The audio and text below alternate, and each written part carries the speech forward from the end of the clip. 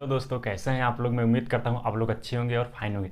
तो फ्रेंड्स, आज की इस वीडियो लेक्चर करेंगे एक बहुत ही इंटरेस्टिंग टॉपिक जिसका नाम है फोर्स। तो आज हम फोर्स के बारे में डिटेल में जानने की कोशिश करेंगे। तो चलिए हम पहले जानते हैं व्हाट इज़ फोर्स। फोर्स क्या होता है हमारा, ठीक है। फोर्स क्या होता है, जब किसी बॉडी को आप पुल करते हैं, पुश करते हैं, तो उसके शेप एंड साइज में चेंजेस, उसके डायरेक्शन में चेंजेस, ठीक है, ये सारी चीज़ें हमको चेंजेस देखने को मिलती है। तो हम जानते हैं फोर्स क्या होता है। फोर्स के टाइप्स होते हैं। फोर्स हमारे दो टाइप के होते हैं, ठीक है। फोर्स पहले हम यहाँ पे देख लेते हैं, इसका एक डायग्राम ऐसे कुछ बना लेते हैं, फिर इसका प्रॉपर डिफिनेशन हम देखेंगे। फोर्स हमारे जो दो टाइप के होते हैं, मैंने आपको बताया था, कॉन्टैक्ट एंड नॉन कॉन्टैक्ट। तो आपका होता है कॉन्टैक्ट, कॉन्टैक्ट फोर्स, एंड एक होता है नॉन कॉन्टैक्ट फोर्स, ठीक है। अब देखिए कॉन्टैक्ट फोर्स, कॉन्टैक्ट फोर्स क्या होता है, मतलब फिजिकल टचिंग। जैसे कोई ऑब्जेक्ट है, अगर उसको आप हाथ से फिजिकल टचिंग कर रहे हैं तो उसके बीच जो फोर्स है उसको कॉन्टैक्ट फोर्स। और नॉन कॉन्टैक्ट मतलब आप टच नहीं करें फिर भी वहाँ पे फोर्स एक्ट हो रहा है, फिर भी वहाँ पे फोर्स लग रहा है, तो उसको बोलते हैं हम, उस कंडीशन में वो हमारा वहाँ पे नॉन कॉन्टैक्ट फोर्स होता है। कॉन्टैक्ट फोर्स में कौन कौन से फोर्स आते हैं उसको देख लेते हैं। तो कॉन्टैक्ट फोर्स में जो आपका पहला आता है ये होता है फ्रिक्शन फोर्स।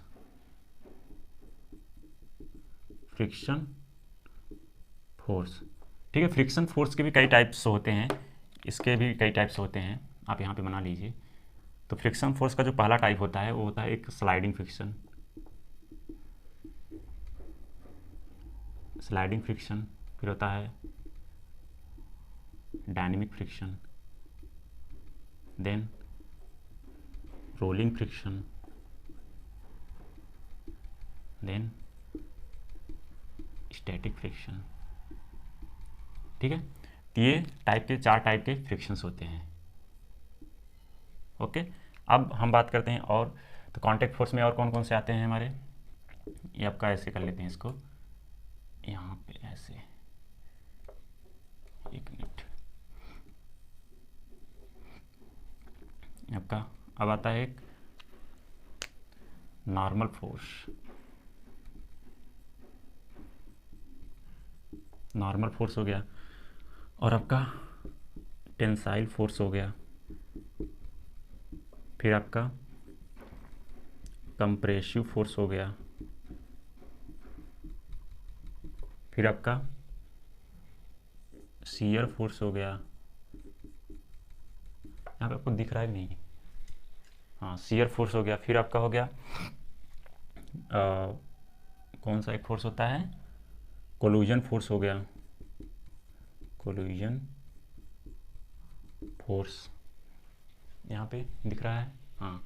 फिर आपका आता है एक restoring force, restoring force, restoring force. तो इतने टाइप्स के फोर्स होते हैं। तो इतने टाइप्स के फोर्स के बारे में हम अच्छे से डिस्कशन करने वाले हैं। नॉन कॉन्टैक्ट में कौन कौन से फोर्स होते हैं उसको ज़रा देख लेते हैं हम। आपके नॉन कॉन्टैक्ट में gravitational force, gravitational force, electrostatic force, then magnetic force. सारे फोर्सेस के बारे में आज हम लोग बात करने वाले हैं, इसका प्रॉपर डिफिनेशन देखने वाले हैं। तो चलिए वीडियो को स्टार्ट करते हैं। डिफिनेशन लिखे हैं force and types of forces के। तो फोर्स के डिफिनेशंस क्या होते हैं यहाँ पे मैं रीड नहीं करूँगा, आप लोग यहाँ पे इसको कॉपी कर लीजिए। टाइप्स ऑफ फोर्सेस में कॉन्टैक्ट फोर्स क्या होते हैं, नॉन कॉन्टैक्ट फोर्स क्या होते हैं, ये सारी चीज़ें मैंने यहाँ पे लिखे हैं। अब हम देखते हैं कॉन्टैक्ट फोर्स के types and non contact force के टाइप्स और उसके बारे में proper definition. Types of contact force के बारे में बताया है, जो कि मेरा पहला है फ्रिक्शन फोर्स एंड दूसरा नॉर्मल फोर्स। तो फ्रिक्शन फोर्स के मैंने टाइप्स के यहाँ पे डिफिनेशंस लिख दिए हैं, नॉर्मल फोर्स के भी यहाँ पे डिफिनेशन लिख दिए हैं। तो नॉर्मल फोर्स हमेशा सरफेस पे परपेंडिकुलर डायरेक्शन में एक्ट करता है। ये मान लीजिए कोई एक ऑब्जेक्ट है जिसका वेट नीचे mg लगेगा ग्रेविटेशन के कारण, और ये सरफेस भी इस ऑब्जेक्ट पे कोई फोर्स एक्ट करेगा, उसी को हम बोलते हैं परपेंडी या नॉर्मल फोर्स, या फिर FN से भी इसको डिनोट करते हैं। तो FN equal to mg। I hope आपके समझ में आ गया होगा। आप यहाँ पर डिफिनेशन लिख लीजिए। अब टेंसाइल फोर्स, चौथा कंप्रेसिव, पांचवा शियर एंड छठा रीस्टोरिंग फोर्स। तो टेंसाइल फोर्स क्या होता है, when applied load, when applied force या कह लो या फिर लोड कह लो, perpendicular to the cross section of the component and it stretch to the cross section of the component. ठीक है, जब हम किसी मान लीजिए आपका एक बॉडी है, जब इस पर हम क्या करते हैं कि दोनों डायरेक्शन से जब इस पर हम फोर्स लगाते हैं, टेंशन फोर्स मतलब खींचना, तो क्या होता है कि इसका जो क्रॉस सेक्शन होता है उसमें भी आपको चेंजेस देखने को मिलते हैं। ठीक है, जैसे आप किसी रबड़ को दोनों एंड से पकड़ के खींचिए तो क्या होगा, वो स्ट्रेच होगा ना, तो उसमें आपको टेंशन फोर्स देखने को मिलेगा। कंप्रेसिव फोर्स क्या होता है कि when applied dose perpendicular the cross section of the component and it compress to the cross section of the component. जब किसी रबर बॉडी को हम क्या करते हैं, कंप्रेस करते हैं, दोनों एंड से जब आप फोर्स लगाएंगे तो उसमें देखिए कंप्रेशन देखने को मिलेगा, मतलब ऐसा कुछ इकट्ठा होगा आपका वहाँ पे, बीच में से देखेंगे ना, वहाँ पे कुछ इकट्ठे होने के मतलब कंप्रेस हो जाएंगे बेसिकली एक तरीके से। शियर फोर्स क्या होता है कि when applied force parallel to the cross section of the component, ये जो आपका कंपोनेंट है जब इसके हम पैरेलल फोर्स लगाते हैं, मतलब इसके सरफेस, शियर फोर्स मतलब इसके सरफेस पे जब आप फोर्स लगाएंगे ना तो इसमें कुछ ऐसा चेंजेस देखने को मिलेगा। मतलब ये बॉडी क्या होगी, मतलब ये यहाँ से तो नहीं लेकिन ऊपर से इसका सरफेस जो है चेंज हो जाएगा, मतलब इसमें कुछ स्ट्रेच हो जाएगा, ऐसा कुछ आपको देखने को मिलेगा लाइक दिस। ठीक है, रीस्टोरिंग फोर्स क्या होता है, बेसिकली जो रीस्टोरिंग फोर्स होता है आपको स्प्रिंग में देखने को मिलता है। जब स्प्रिंग को हम क्या करते हैं, जैसे मान लीजिए स्प्रिंग ये है आपका, ठीक है, यहाँ पर कोई स्प्रिंग है ऐसे, जब इस पर हम इस दोनों एंड से हम फोर्स लगाते हैं तो क्या होता है कि ये अपनी इसमें कुछ डिस्प्लेसमेंट आपको देखने को मिलता है। ठीक है, फिर क्या होता है कि यह जब इसको हम इस फोर्स को हटाते हैं तो क्या होता है कि अपने ओरिजिनल पोजीशन को गेन कर लेता है। तो यही चीज़ बेसिकली मैंने लिखी है, which is directly proportional to the displacement. जो हमारा रिस्टोरिंग फोर्स होता है वो डायरेक्टली प्रोपोर्शनल किसके अंदर, डिस्प्लेसमेंट के डायरेक्टली प्रोपोर्शनल होता है। And the force exerted in the direction of opposite to the direction of the displacement. तो यह क्या होता है कि डिस्प्लेसमेंट के अपोजिट डायरेक्शन में क्या होता है, एक फोर्स एक्सर्ट करता है। जैसे मान लीजिए आपने यहाँ पे एक सपोज कीजिए एक वाल है, ठीक है, यहाँ पे आपने फोर्स लगाया तो इसमें पहले इसका डिस्प्लेसमेंट मान लीजिए कुछ था, ठीक है, इसका डिस्प्लेसमेंट मान लीजिए यह इसमें 2 मीटर का डिस्प्लेसमेंट था। फिर क्या किए, जब इसको आप फोर्स लगा के इसको क्या कर रहे हैं, इसके डिस्प्लेसमेंट कम रहे, मान लीजिए आपने 1 मीटर तक इसको डिस्प्लेस कर दिया, इसका आप डिस्प्लेसमेंट 1 मीटर हो गया जब इसको आप फोर्स लगा दिए।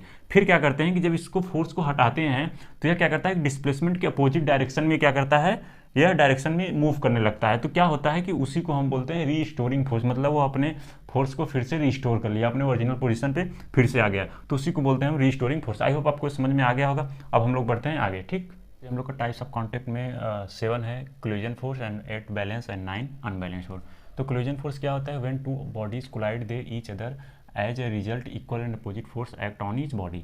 तो क्या होता है कि पहले कंडीशन में, बॉडी कंडीशन में जब एक दूसरे से कोलाइड, इन दोनों का टक्कर होता है तो क्या होता है कि इन दोनों पे एक फोर्स, मतलब बॉडी ए बॉडी बी पे फोर्स लगाएगा, बॉडी ए बॉडी बी पे फोर्स लगाएगा, मतलब एक बॉडी दूसरे बॉडी पे equal and opposite force apply करते हैं, तो आपको ऐसा सिचुएशन देखने को मिलता है कोलिजन फोर्स में। बैलेंस फोर्स क्या होता है कि बैलेंस फोर्स में this force is equal in magnitude. तो ये जो फोर्स होता है मैग्नीट्यूड में इक्वल होता है, अपोजिट में इन द अपोजिट डायरेक्शन, इनका डायरेक्शन भी अपोजिट होता है, and the net force on the system is 0।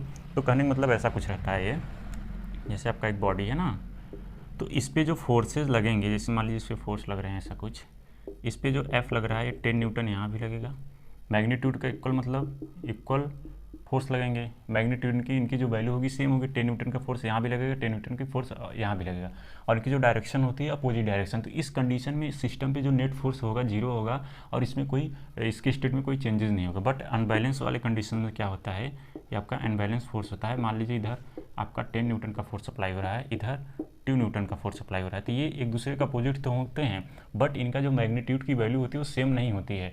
And the net force on the system is not 0, मतलब सिस्टम पे नेट फोर्स 0 नहीं होता है, मतलब ये 0 पे एफ नेट जो होता है इक्वल टू 0, ठीक है, बट यहाँ पे एफ नेट जो होता है इज नॉट इक्वल टू 0, मतलब ये 0 के इक्वल नहीं होता है अनबैलेंस फोर्स वाले कंडीशन में।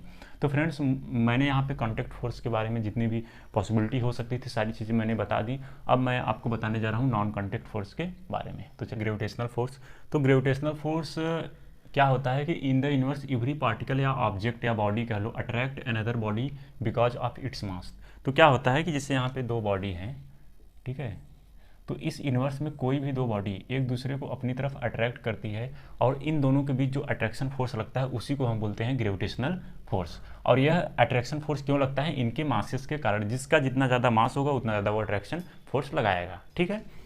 इलेक्ट्रोस्टैटिक फोर्स क्या होता है, this force exist between the charge particle और ऑब्जेक्ट एट रेस्ट। क्या होता है कि ये चार्ज पार्टिकल के बीच फोर्स लगते हैं। जैसे मान लीजिए ये आपका पेन है ना, ठीक है, मार्कर है, अगर इसको आप अपने बॉल में रब करके अगर किसी छोटे छोटे पार्टिकल्स मतलब कागज़ के टुकड़े के पास लेके जाएंगे ना, तो ये अपनी तरफ अट्रैक्ट कर लेगा। तो इसी को बोलते हैं इलेक्ट्रोस्टैटिक फोर्स। बेसिकली क्या हो गया कि आपका जो मार्कर है ना चार्ज हो गया, जब इसको आप रब करेंगे तो इसमें चार्ज आ जाते हैं, तो ये किसी भी रेस्ट पार्टिकल के पास लेके जाएंगे, रेस्ट ऑब्जेक्ट के पास लेके जाएंगे तो अपनी तरफ उसको अट्रैक्ट कर लेगा। तो इसी को बोलते हैं हम इलेक्ट्रोस्टैटिक फोर्स। हमारा तीसरा है मैग्नेटिक फोर्स। मैग्नेटिक फोर्स क्या होता है? मैग्नेटिक फोर्स बेसिकली अट्रैक्शन और रिपल्सन का इसमें फिनोमिना होता है। तो magnetic force are the force due to magnetic field of a magnet. तो मैग्नेटिक फोर्स किससे जनरेट होता है? अपने मैग्नेटिक फील्ड, किसी मैग्नेट के मैग्नेटिक फील्ड के कारण वहाँ पे हमको एक मैग्नेटिक फोर्स एक्सपीरियंस देखने को मिलता है। जैसे इसका एक फार्मूला है, या you can say it is attractive repulsive force. तो क्या होता है, जैसे ये आपका मैग्नेट होता है, तो देखे होंगे कि मान लीजिए यहाँ पे कोई आयरन बॉडी है, ठीक है, ये आयरन बॉडी है, आप देखते हैं ये टच नहीं कराएंगे फिर भी अपनी तरफ कुछ दूर से ही अट्रैक्ट कर लेता है।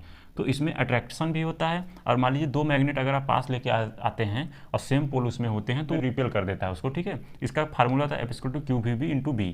तो ये आपका फार्मूला हो गया मैग्नेटिक फोर्स का। आई होप आपको ये सारी चीज़ें समझ में आ गई होंगी। तो फ्रेंड्स, यदि मेरी वीडियो अच्छी लगती है उसको लाइक सब्सक्राइब जरूर करें।